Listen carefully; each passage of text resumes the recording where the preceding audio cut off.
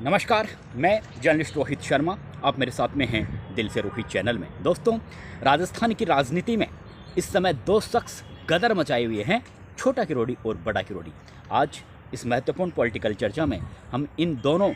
छोटे और बड़े किरोड़ी की चर्चा करेंगे, क्योंकि चर्चा करना लाजमी इसलिए हो जाता है कि अभी हाल ही में एक छोटा किरोड़ी यानी नरेश मीणा, जो जेल में बंद हैं पिछले 2 महीनों से ज़्यादा का समय हो गया है, उन्होंने एक संदेश जारी किया है और संदेश के नीचे यानी जेल से फेसबुक उनका जो ट्विटर हैंडल है और फेसबुक पोस्ट से एक पोस्ट आई है जो जेल से उन्होंने अपने समर्थकों के नाम संदेश भेजा है। उसमें सबसे नीचे उन्होंने इंकलाब जिंदाबाद शब्द का जिक्र किया है। जिस तरह से उनके समर्थक भी लगातार इंकलाब जिंदाबाद का जिक्र करते रहे हैं, नारे लगाते रहे हैं और नरेश मीणा को भगत सिंह बताते रहे हैं, तो आगे इनका क्या मूवमेंट रहेगा मैं थोड़ा इस पर चर्चा करूंगा। लेकिन बड़ा किरोड़ी यानी राजस्थान सरकार के कैबिनेट मंत्री, राजस्थान के लोकप्रिय नेताओं में से एक सबसे बड़ा चेहरा डॉक्टर किरोड़ीलाल मीणा, जिनका एक बयान अभी दौसा में एक कार्यक्रम में उन्होंने जिस तरह से अपने अंदर की व्यथा जुबान पर लाए हैं, उसके बाद में कई तरह की राजनीतिक चर्चाएं यहाँ पर सुनने को मिल रही है लोगों से। राजनीतिक विश्लेषक अलग अलग उनके इस बयान के मायने निकाल रहे हैं और सबसे बड़ी बात यह है कि जिस तरह से उनका जो बयान आया है उससे तो ये तो बिल्कुल साफ जाहिर है कि वो अंदर से काफ़ी टूट चुके हैं। यानी किरोड़ीलाल मीणा जो काफ़ी एक मजबूत शारीरिक और मानसिक रूप से राजनेता अब तक माने जाते रहे हैं, लेकिन अंदर से वो इतना टूट चुके हैं और जिस तरह से उनकी व्यथा अपनी ज़ुबान से उन्होंने बयां की है, उससे कहीं ना कहीं ऐसा भी लगता है कि कोई बहुत बड़ा निर्णय वो आने वाले दिनों में ना ले लें। तो इस पर भी मैं चर्चा करूंगा, लेकिन सबसे पहले मैं चर्चा कर लेता हूं नरेश मीणा को लेकर, जो कि छोटा किरोड़ी जिन्हें उपाधि मिली हुई है और आजकल तो एक तरीके से उन्हें राजस्थान का भगत सिंह ही उनके समर्थक कहते हैं, समरावता के ग्रामीण कहते हैं। उन्होंने जेल से एक जो खुद के ट्विटर हैंडल से और फेसबुक पोस्ट से एक पोस्ट उनकी जारी हुई है, जिसमें उन्होंने अपने समर्थकों से कहा है, राजस्थान की पब्लिक से कहा है कि 25 फरवरी को जिस तरह से कांग्रेस पार्टी के नेता प्रहलाद गुंजल ने एक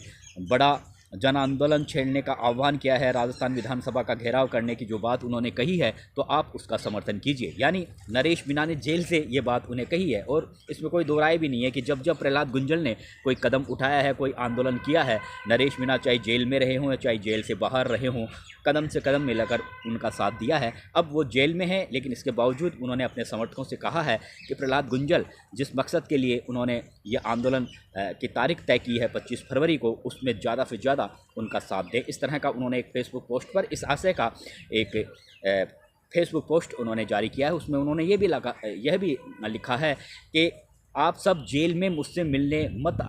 आइएगा, क्योंकि यहाँ पर इतनी आसानी से सबको मिलने नहीं दिया जाता है और जब आप मिलने के उद्देश्य से मेरे यहाँ जेल में आते हो और जब आपको मिलने नहीं दिया जाता है तो मुझे काफ़ी तकलीफ़ होती है, इसलिए आप जेल में मुझसे मिलने मत आइएगा। जेल में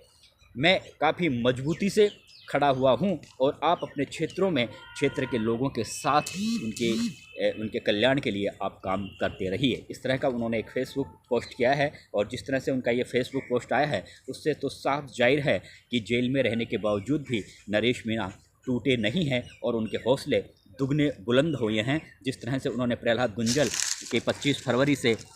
फरवरी को जो विधानसभा का घेराव करने की बात कही है, उसके लिए उन्होंने समर्थन की बात कही है और जिस तरह से उन्होंने कहा है नीचे इंकलाब जिंदाबाद भी उन्होंने बाकायदा लिखा है, तो उससे साफ जाहिर है कि उनकी ये जो लड़ाई उन्होंने जो लड़ाई शुरू की है वो इस तरह से चाहे हथियार डालने वाले शख्स नहीं हैं। तो अब आने वाला समय बताएगा कि उन्हें 25 फरवरी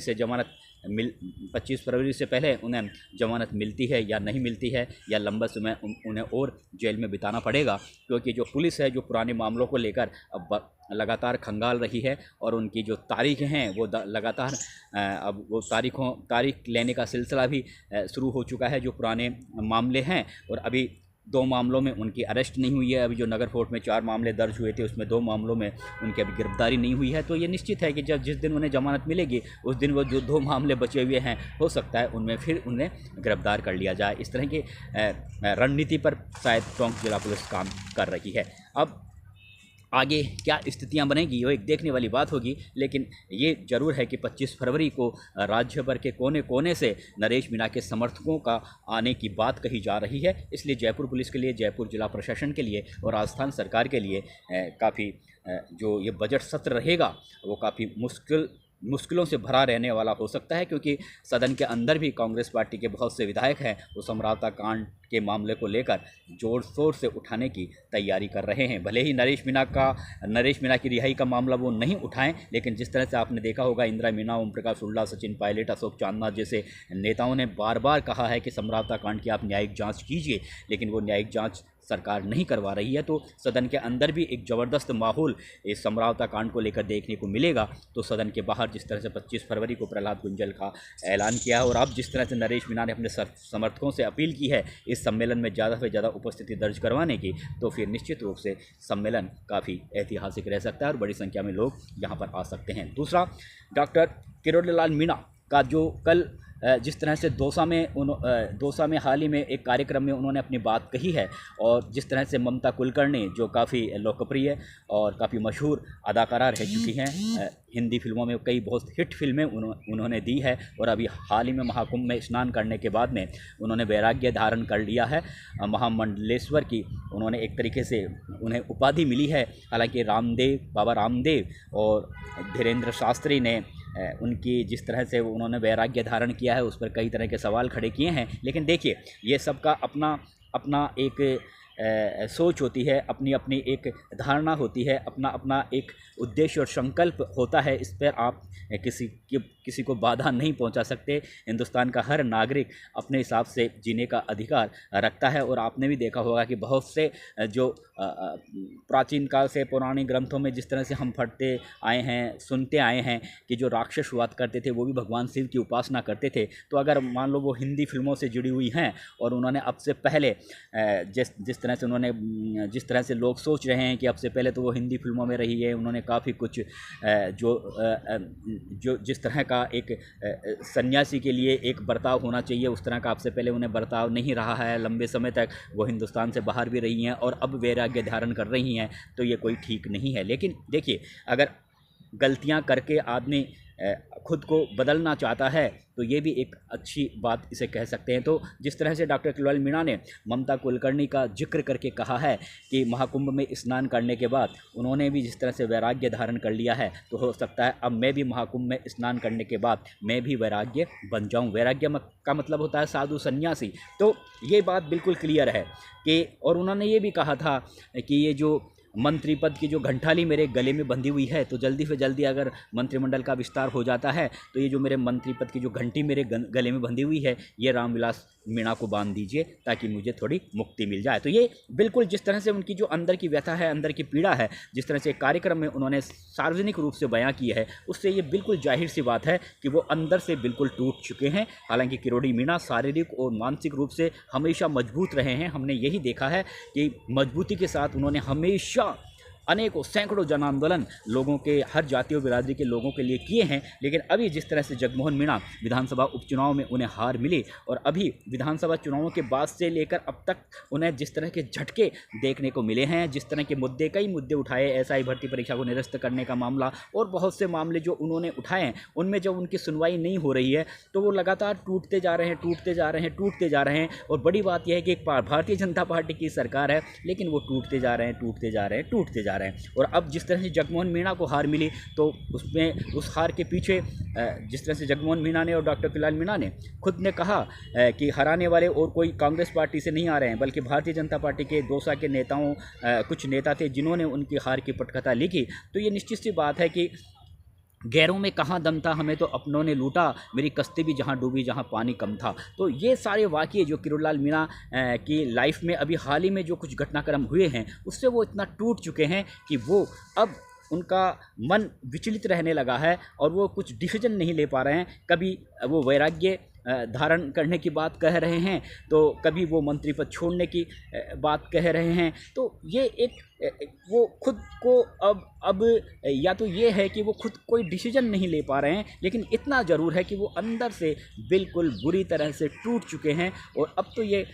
खबर सुनने को मिल रही है कि हो सकता है कि जिस तरह से बहुत पहले से ही राजस्थान विधानसभा चुनावों के बाद से ही एक उनके जो समर्थकों का एक वर्ग ये भी चाहता था कि भारतीय जनता पार्टी को उन्हें छोड़ देना चाहिए, तो डॉक्टर किरोड़ीलाल मीणा के बारे में कोई कुछ भी नहीं कह सकता, क्योंकि डॉक्टर किरोड़ीलाल मीणा की लाइफ ऐसी रही है कि कभी वो भारतीय जनता पार्टी को, एक समय ऐसा था वसुंधरा राजे से टकराव के चलते उन्होंने भारतीय जनता पार्टी को छोड़ दिया था, अपनी खुद की अलग पार्टी बनाई। खुद की पार्टी बनाई तो उसमें बाकायदा उनके 4 विधायक चुनकर भी आए जब उन्होंने खुद की पार्टी बनाई थी, और करीबन 150 सीटों पर चुनाव लड़ा था 2013 के विधानसभा चुनावों में। उसमें कई सीटों पर दूसरे नंबर पर उनके उम्मीदवार रहे थे। तो जब उन्होंने खुद की भी पार्टी बनाई थी तो उसमें भी वो खुद की पार्टी नहीं बनाई थी, लेकिन पीए संगमा की पार्टी का वो एक प्रतिनिधित्व कर रहे थे राजस्थान में। लेकिन उस समय भी उनका एक ज़बरदस्त प्रदर्शन देखने को मिला था, लेकिन बाद में फिर से वो, और बीच में वो कांग्रेस पार्टी को भी उन्होंने समर्थन दे दिया था, अशोक गहलोत को भी उन्होंने समर्थन दे दिया था, फिर समर्थन वापस भी ले लिया था, फिर भारतीय जनता पार्टी में शामिल हो गए। तो ये वो कब किस समय क्या डिसीजन ले कुछ कह नहीं सकता, लेकिन इतना ज़रूर है कि वो अब महाकुंभ स्नान में जाएंगे, और महाकुंभ स्नान में जाने के बाद में उन्होंने कहा है कि हो सकता है मैं भी वैराग्य बन जाऊं। तो अब इस शब्दों का लोग इस तरह से आइडिया लगाने लगे हैं कि क्या किरोड़ीलाल मीणा राजनीति से संन्यास ले रहे हैं, लेकिन मुझे लगता नहीं है कि वो अभी फ़िलहाल राजनीति से संन्यास लेंगे। लेकिन जिस तरह से वो ये बात ज़रूर है कि अंदर से काफ़ी उन्हें पीड़ा हो रही है, कष्ट हो रही है, वो इसलिए कि उनकी खुद की पार्टी की सरकार है, उन्हें और किसी का डर नहीं है, उन्हें कांग्रेस पार्टी या विरोधी दल के नेताओं का डर नहीं है, लेकिन उन्हें इस बात की पीड़ा हो रही है कि मेरी पार्टी में मेरी सुनवाई नहीं हो रही है, और मेरी पार्टी में मेरी ही टांग खिंचाई की जा रही है, मेरे ही पॉलिटिकल अस्तित्व को डाउन करने की कोशिश की जा रही है। दिल्ली में बैठे नेता नहीं, बल्कि राजस्थान में बैठे नेता, तो इस बात से उन्हें ज़्यादा तकलीफ हो रही है। तो हो सकता है आने वाले दिनों में हमें ये देखने को मिले कि वो राजस्थान की राजनीति में सक्रिय ना होकर केंद्र की राजनीति में सक्रिय हो जाएं, क्योंकि प्रधानमंत्री नरेंद्र मोदी उनके अच्छे मित्र हैं। केंद्र में उन्हें संगठन में कोई बड़ी भूमिका मिल जाए, या फिर कहा जा रहा था कि उपराष्ट्रपति, राज्यपाल जैसी उन्हें पद दिए जा सकते हैं। लेकिन ये भी सुनने को आया है कि जिस तरह से उन्होंने वैराग्य बनने की बात कही है, तो हो सकता है राजनीति से संन्यास भी ले ले। लेकिन ऐसा लगता नहीं है कि वो राजनीति से संन्यास लेंगे, क्योंकि वो जानते हैं कि अगर मैं राजनीति से संन्यास ले लूँगा तो अभी बहुत कुछ बाकी बचा है उनके शरीर में। जनता के संघर्ष के लिए लड़ना का जो जज्बा बचपन से ही, कॉलेज के ज़माने से ही उनके दिल में है, तो वो जज्बा इतनी जल्दी टूटने वाला नहीं है। इसलिए मुझे लगता नहीं कि वो राजनीति से संन्यास लेंगे। लेकिन जैसे वैराग्य बनने की जो बात कही है, उससे साफ जाहिर है कि वैराग्य आदमी जब भी बनता है कि जब कोई अपना ही कोई झटका दे दे, या अपनों से ही जब कोई आदमी टूट जाता है। जिस तरह से आपने देखा होगा कि अगर कोई प्रेमिका कोई प्रेम में पागल हो जाता है तो वैराग्य हो जाता है, या कोई फिर पत्नी के वियोग में पागल हो जाता है, या फिर वैराग्य धारण कर लेता है। ये जब कोई झटका देते हैं ना, तब आदमी अंदर तक टूट जाता है। तो शायद इसी तरह की वस्तु स्थिति से डॉक्टर किरोड़ीलाल मीणा इस समय गुजर रहे हैं कि पार्टी के लोग ही उन्हें एक तरीके से डैमेज करने की सोच रहे हैं। ये पीड़ा उन्हें सता रही है, इसलिए शायद उन्होंने एक वैराग्य शब्द का इस्तेमाल किया है। और कोई बड़ी बात नहीं है, राजनीति से संन्यास भी ले लें, लेकिन ये आने वाला समय बताएगा कि आगे उनका क्या पॉलिटिकल कैरियर रहता है, आगे वो क्या डिसीजन लेते हैं। क्योंकि बाबा हैं, और बाबा कब किस समय क्या निर्णय ले ये कोई कह नहीं सकता। नमस्कार।